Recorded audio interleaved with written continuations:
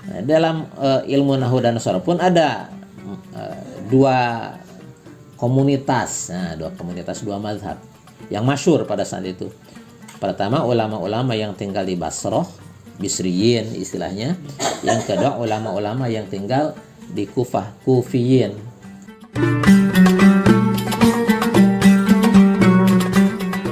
Menumbuhkan perasaan bangga terhadap ilmu yang dipelajari itu penting, karena dia akan serius mempelajarinya.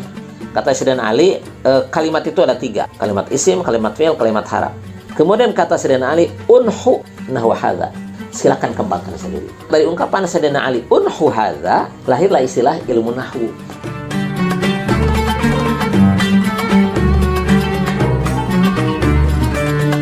Jika channel ini bermanfaat, silakan tekan subscribe dan tekan tombol lonceng untuk mendapatkan pemberitahuan materi terbaru.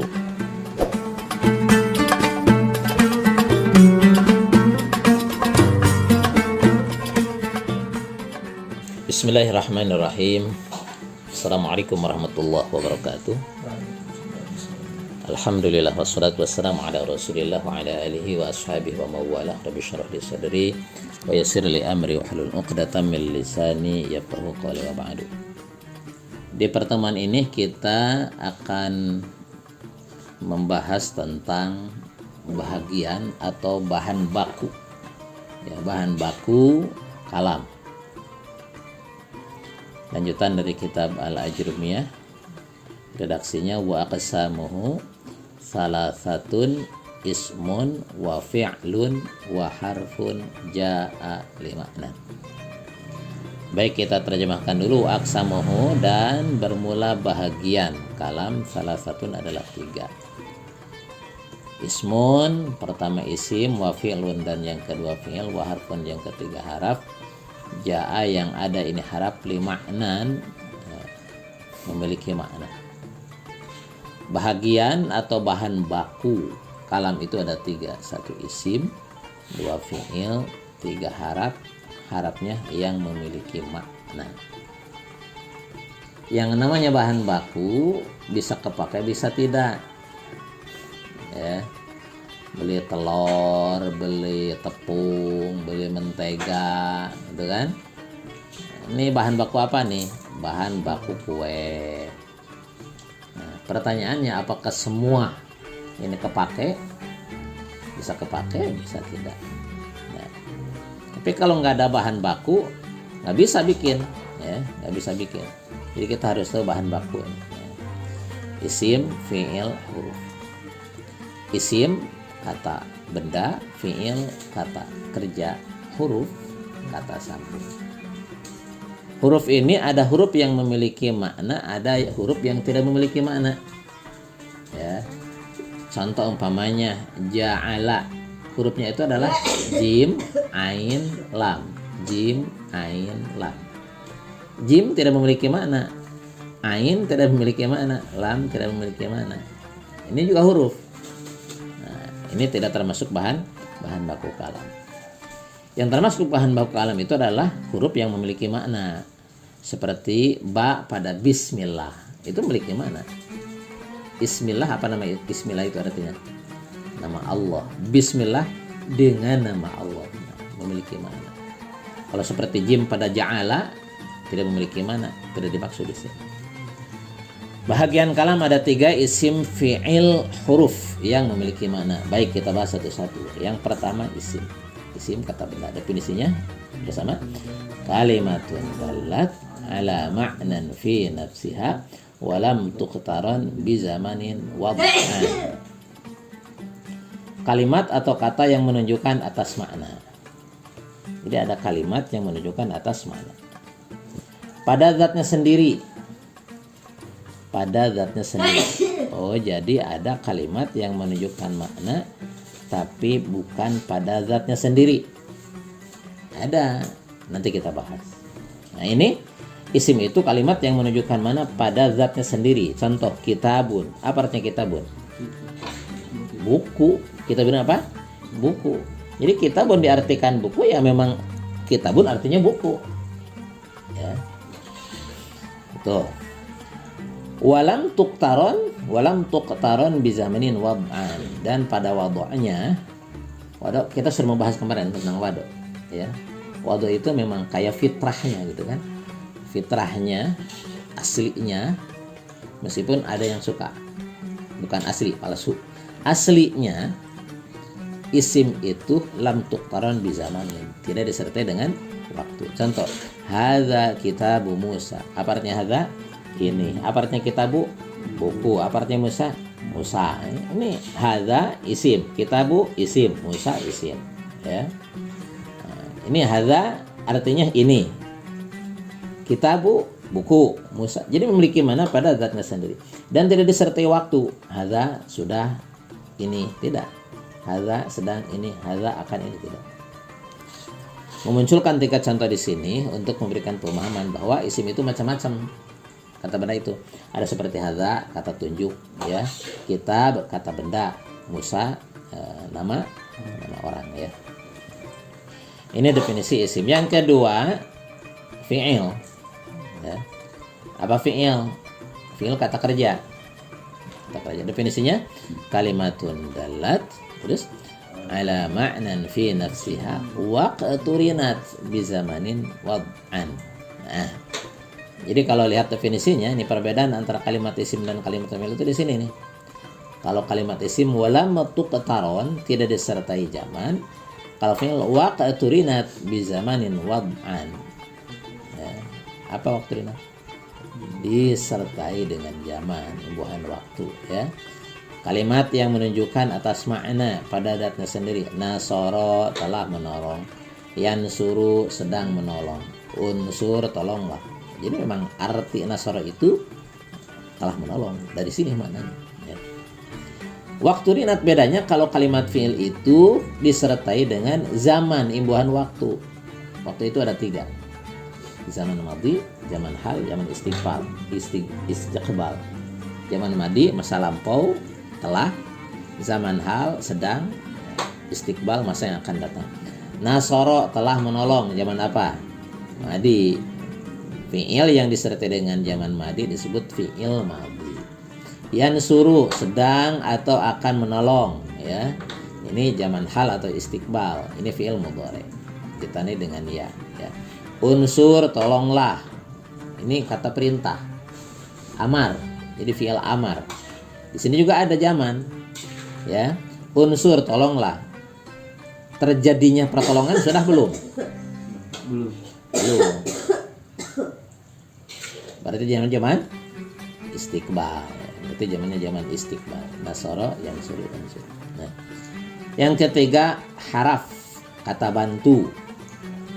Haraf kata bantu. Definisinya kalimatun dalat ala ma'nan fi ghairiha. Kalimat yang menunjukkan atas mana, sama memiliki mana, huruf juga ya. Fi ghairiha. Apalagi tadi di awal sudah di disclaimer bahwa ja'ali ma'nan ya. Ja'ali ma'nan, huruf yang termasuk bahan baku kalam itu yang memiliki makna. Huruf yang tidak memiliki makna tidak termasuk bahan kalam. Karena kalimatun dalat ala ma'nan, bedanya kalimat huruf dengan isim dan fi'il itu, kalau isim dan fi'il menunjukkan makna fi nafsiha. Oh, isim dan fi'il menunjukkan makna pada zatnya sendiri. Sementara kalau huruf kalimatun dalat ala ma'nan fi ghairiha, bukan pada zatnya sendiri, minjem dari kalimat yang lain. Karenanya biasanya dan memang selamanya kalau huruf itu selalu ada imbuhan di belakangnya. Ini huruf apa? Ya. Min huruf ibtida, ila huruf intiha, itu kan. Kemudian an huruf mujawazah, kaf huruf litashbih, ba huruf ilsaq, hal huruf istifham, lam huruf nafi ya. Nah, yang penyebutan di belakang itu huruf nafi. Itu karena memang minjem dari situ. Seperti begini ya. Umpamanya baju yang dipakai dari Robi ini minjem dari Alvin. Ini baju siapa? Baju Alvin, tuh kan? Baju Alvin. Jadi penyebutan kata yang kedua itu karena memang minjemnya dari situ, ya. Hal huruf istifham, ila huruf jar, lam huruf nafi, gitu kan. gitu. Jadi ila hal dalam ini memiliki makna. Ila artinya apa? Ke, maknanya intiha. Hal apakah artinya itu maknanya istifham. Lam artinya tidak, maknanya nafi. Nah, gitu. Jadi ini kalimat hu menunjukkan makna tapi bukan pada zatnya sendiri ya. Kenapa ini ada contoh 3 di sini, ila, hal, lam? Nah, ini sengaja dimunculkan 3 contoh untuk memberikan pemahaman bahwa huruf itu terbagi 3. Nanti kan kita bahas. Ila ini masuk pada kalimat isim to. Ya. Lam masuk pada kalimat fi'il to. Hal bisa masuk pada kalimat isim, bisa masuk pada kalimat fi'il. Nanti kita bahas belakangnya. Tadi disinggung tentang zaman, waktu. Kalimat isim itu kalimat yang menunjukkan makna pada zatnya sendiri, tidak disertai zaman. Fi'il kalimat yang menunjukkan makna pada zatnya sendiri dengan disertai zaman. Zaman itu ada 3. Satu zaman madhi, ya. Definisinya zamanun qabla zamani takallumika. Zaman sebelum zaman kamu bicara. Zaman hal, ya. Zamanu takallumika. Zaman ketika kamu bicara sekarang ya. Kemudian 3 zaman mustaqbal, zamanun ba'da zamani takallumika. Zaman setelah kamu bicara nanti. Nah, gitu. Kalau sekarang jam 6 kurang 10, zamanun ba'da zamani takallumika. Jam 6 kurang 9 itu termasuk zaman istiqbal ke depan. Sampai sini paham? Ini, ketika kalimat ini isim fi'il haraf, kalau tadi dari segi hakikatnya, sekarang kita lihat dari segi lafaz-lafaznya. Ya. Ada tanda-tandanya.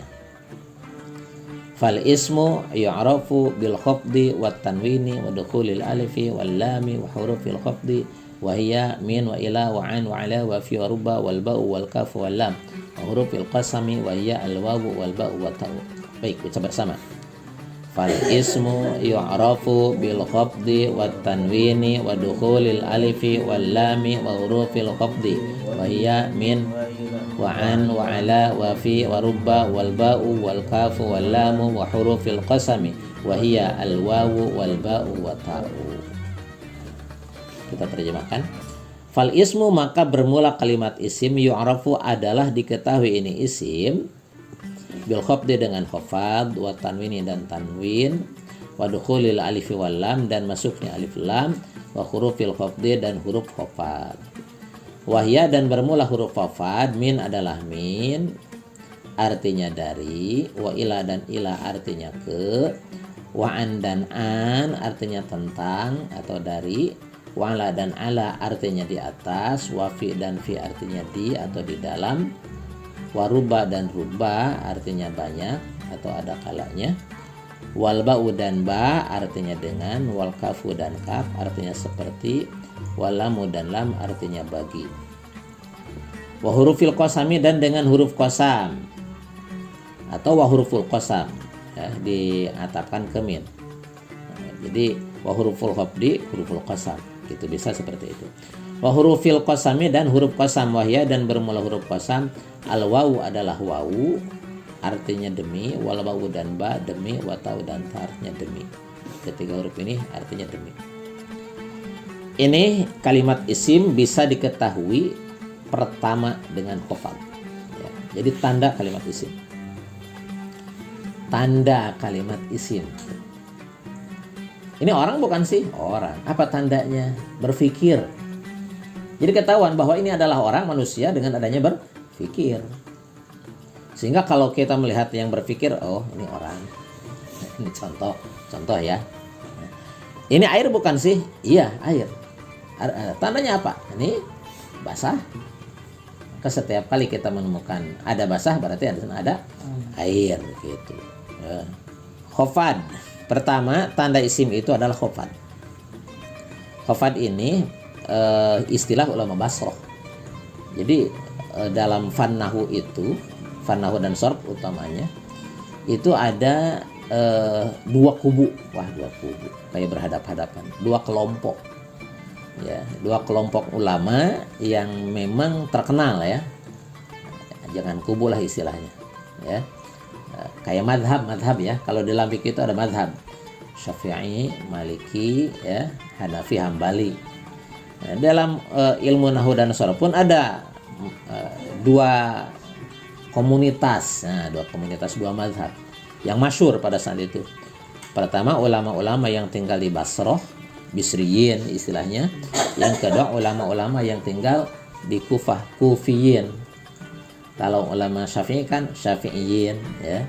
Hanafi, Hanafiyin, Hambali, Hanabilah, Maliki, Malikiyah. Nah, ini ulama-ulama yang tinggal di Basrah, Bisriyin, ulama-ulama yang tinggal di Kufah, Kufiyin. Dua ulama ini ada perbedaan istilah di dalam menyebut tanda isim yang pertama ini. Kata ulama Basrah istilahnya khofad, kata ulama Kufah istilahnya jar. Ya. Jadi tanda isim itu yang pertama khofad atau jar. Jangan istilahnya jangan kaget ya kalau nanti apa sih bedanya khofad dan jar? Sama, hanya beda istilah saja. Kalau menurut ulama Basrah istilahnya apa? Khofad, menurut ulama Kufah jar. Ya. Jadi itu apa khofad itu? Mudahnya khofad atau jar itu sebuah kalimat isim ujungnya i. Jadi sebuah kalimat yang ujungnya i. Nah itu berarti jar gitu aja gampangnya. Ya.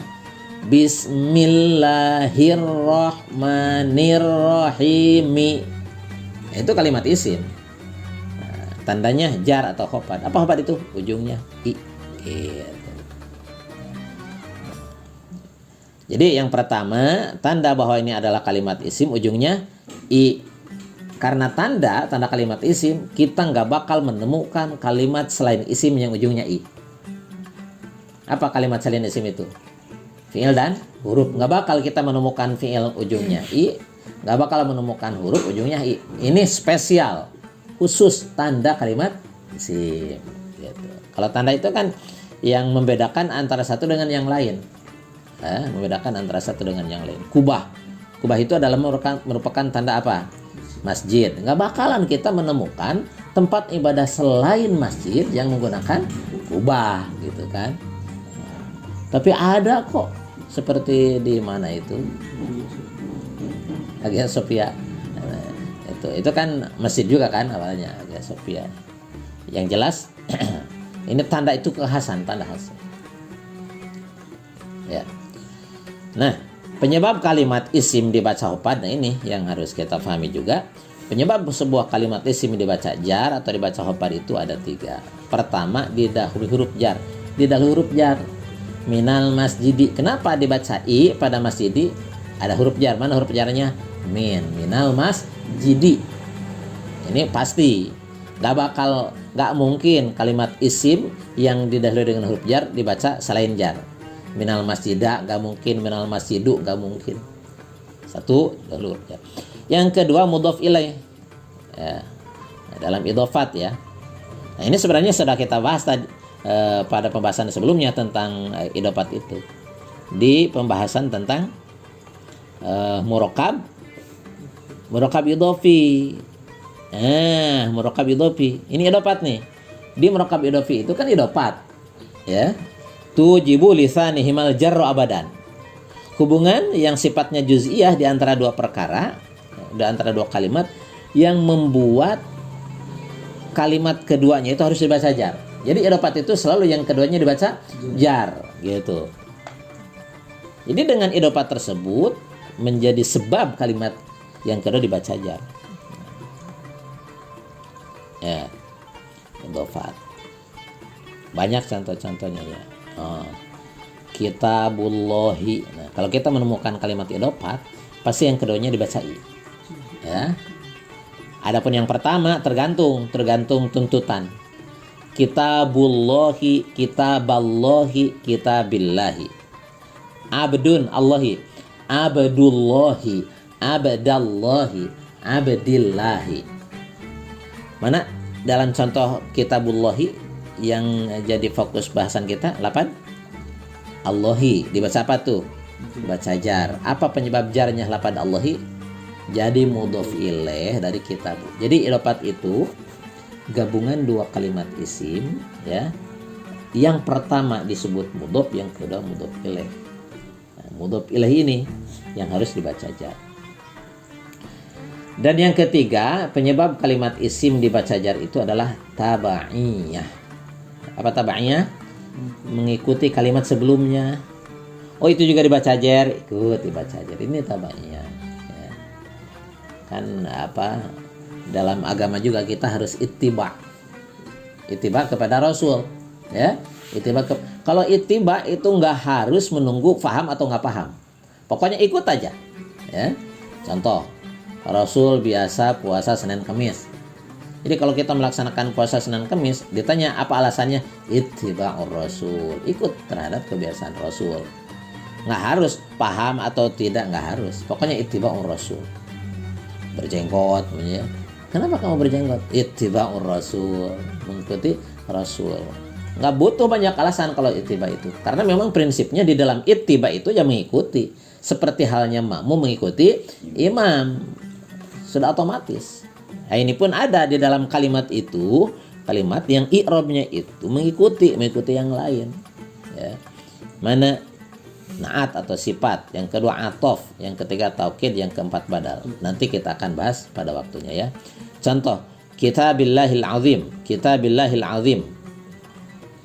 Kitab Allahi, kitabullahil azim. Allahi dibaca jar karena jadi mudhof ilaih.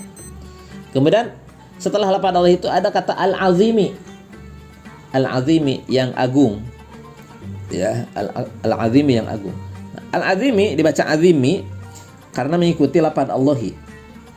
Al-azimi itu sifat Allah. Sifat Allah adalah al-azimi yang agung. Ya. Karena al-azimi jadi sifat daripada Allah, sementara lafaz Allah dibacai, maka sifatnya pun al-azimi sama dibacai. Contoh yang akrab dengan kita, a'udzubillahi minasyaitonir rajim.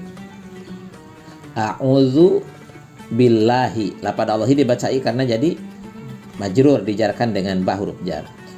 Minasyaitoni, asyaitoni dibacai karena jadi majrur, dijarkan dengan min huruf jar, minasyaitoni. Ar-rajimi dibacai karena jadi apa? Sifat dari asyaitoni, ya. Dari syaitan ar-rajimi, setan itu yang terkutuk.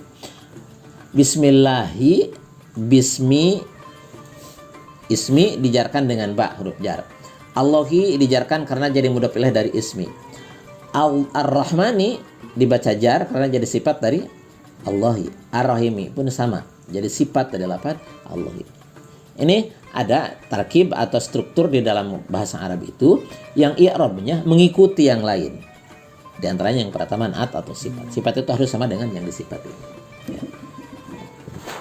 Ini yang pertama, qafat.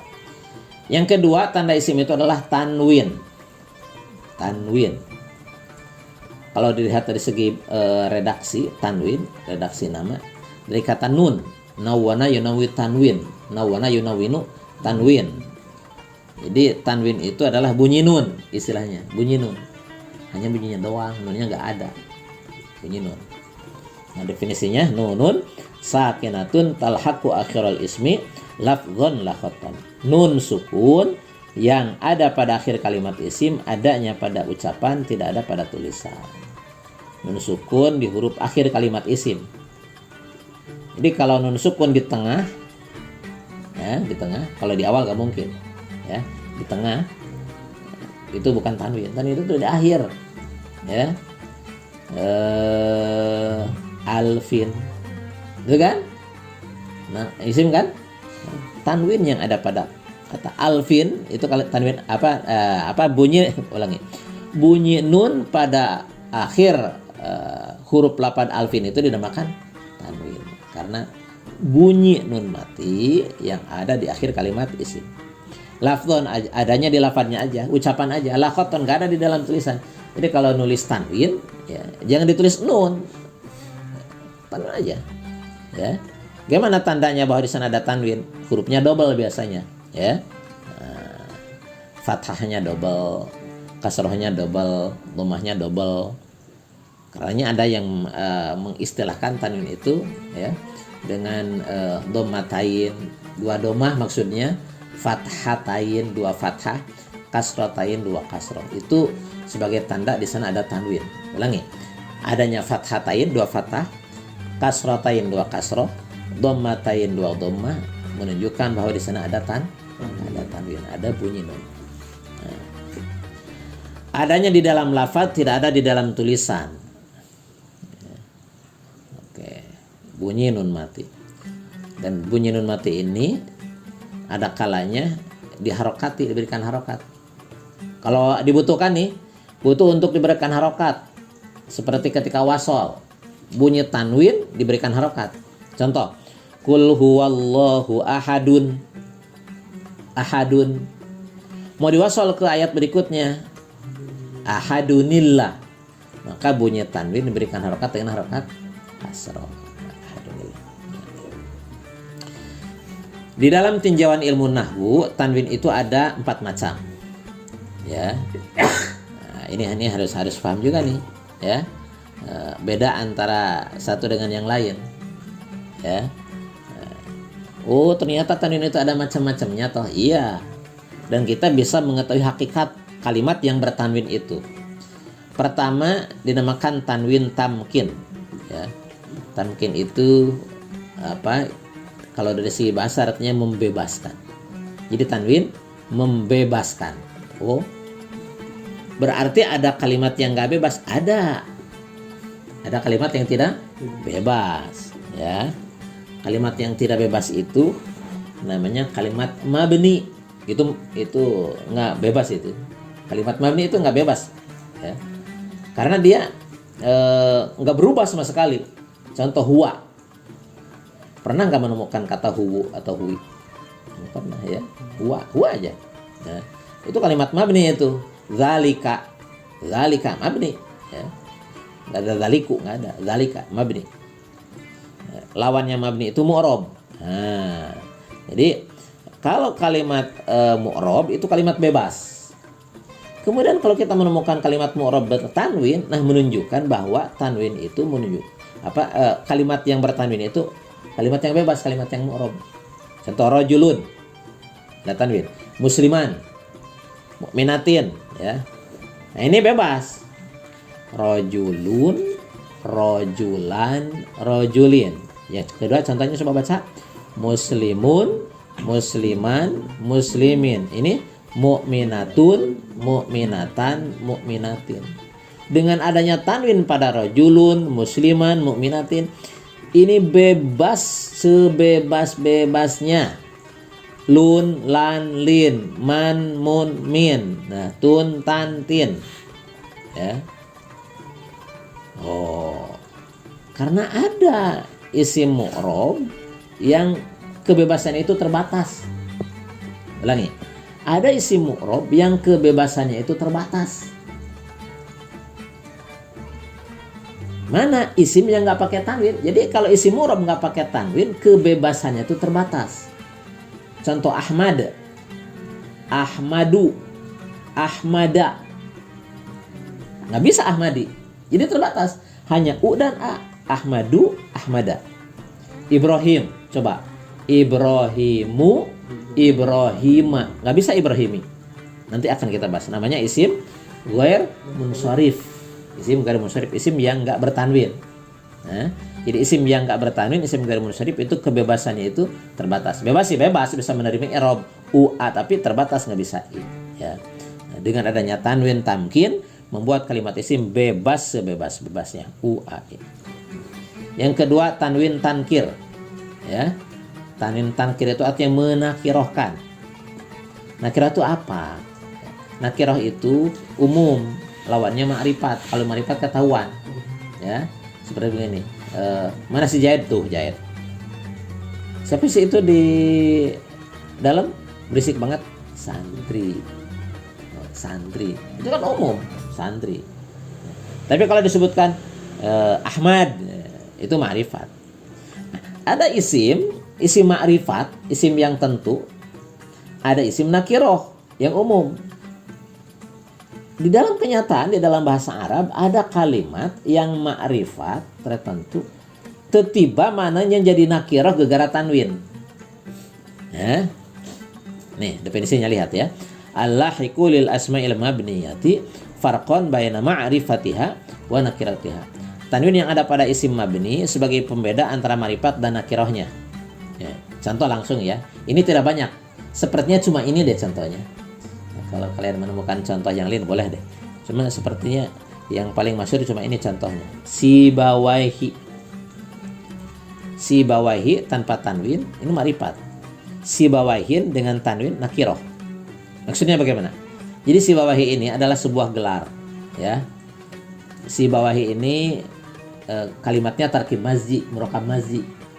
Jadi gabungan dari dua kalimat, siba dan wai. Siba wai. Siba wai artinya siba itu bunga, wai harum, bunga yang harum. Kemudian dijadikan sebuah nama Sibawai. Kemudian kata Sibawai ini disematkan terhadap seorang ulama yang mahir dalam penguasaan ilmu nahu, Imam Sibawai. Jadi kalau kita mendengar istilah Imam Sibawai, maka kita paham ini adalah sebutan untuk seorang ulama ahli nahu, ya, Imam Sibawai. Bukan imam fikih, tapi imam nahu. Terus kemudian ada di antara kita itu, wah, mahir banget dia setelah belajar kitab Jurumiyah ini, ya. Mahir banget ilmu nahunya. Oh, sehingga mendapat gelar Dairobi Sibaweh. Nah, boleh nggak? Ya boleh. Alvin Sibaweh, boleh. Ya. Tetapi untuk membedakan antara Imam Sibaweh dengan Dairobi Sibaweh dengan Alvin Sibaweh, selain Imam Sibaweh pakai tanwin. Ya. Dairobi Sibawahin, Alvin Sibawahin. Paham ya? Jadi kalau nggak pakai tanwin ma'rifat, kalau pakai tanwin nakirah siapapun boleh. Ya, tanwinnya disebut tanwin tankir, menakirahkan. Ya. Baik, yang ketiga tanwin muqabalah dan yang keempat tanwin iwad akan kita bahas di pertemuan berikutnya insyaallah. Ya. Agak banyak masalahnya bahasannya, ya. Nah, tentang tanwin muqabalah, tentang tanwin iwad. Setidaknya ketika kita mengkaji seperti ini, kita mengetahui banyak tentang kalimat. Itu intinya ya. Apa sih? Kan cukup sebenarnya bahasan isim itu, isim kata benda. Kemudian tandanya ini, udah.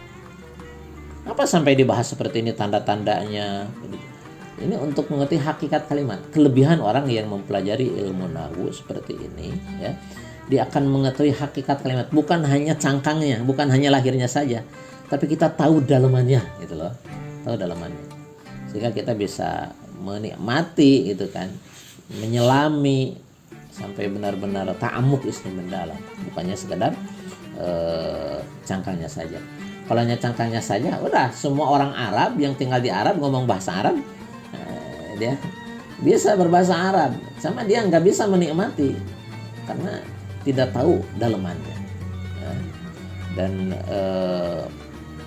jangan heran kalau umpamanya tidak semua yang menguasai ilmu nahwu itu orang Arab. Belum tentu orang Arab juga mengetahui gramatika bahasa Arab, belum tentu. Ya, hanya orang-orang tertentu yang menguasai gramatika bahasa Arab. Ngobrol kita dengan bahasa Arab, dan bahasa Arab kita kan bahasa Arab fasih sesuai dengan kaidah. Ya, mereka langsung, Anda mahir bil Arabiyah. Mahir bil Arabiyah disebutnya mahir bil Arabiyah. Ya. Bukan karena kita pandai ngomong bahasa Arab, tapi karena kita menguasai kaidah-kaidah bahasa Arab sehingga kita praktekkan. Ini ulama Basrah, ulama Kufah itu bukan Arab itu. Di mana itu? Di Irak. Di Irak. Basrah dan Kufah itu kan di Irak, ya. Bukan tidak termasuk Jazirah Arab. Itu bahkan masuknya wilayah Persia, kan? Mungkin ini saja yang bisa kita kaji di kesempatan pertemuan kali ini. Insyaallah bermanfaat, ya. Kita tutup dengan doa kafaratul majelis. Subhanakallahumma wa bihamdik asyhadu an la ilaha illa anta astaghfiruka wa atubu ilaik. Walhamdulillahirabbil alamin. Tawassalna bi ta'lamin. Tawassalna bi ta'lamin anta rizqana al-wasi' wa anta rizqana al-amanah. Assalamualaikum warahmatullahi wabarakatuh. Alhamdulillah wa syukrulillah.